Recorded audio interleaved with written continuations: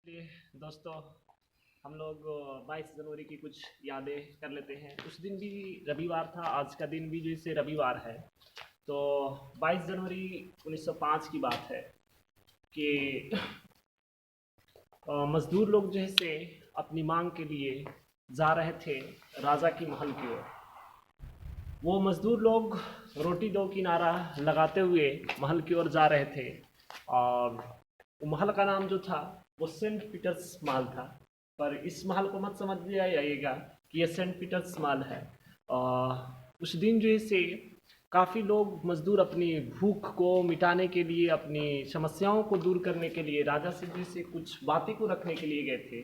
तो उस दिन राजा जो है अपने अधिकारियों से, कर्मचारियों से कह करके उन निहत्थे लोगों पे जो है से अंधाधुंध गोलियां चला दी थी, जिससे काफ़ी मजदूर लोग मारे गए थे।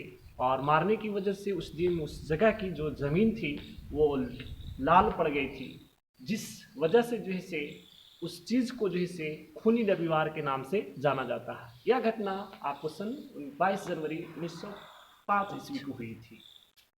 इसी तरीके से आप एग्ज़ाम में लिख देंगे, आपको 5 मार्क्स या फिर 3 मार्क्स जो भी होंगे मिल जाएंगे। Okay, thanks.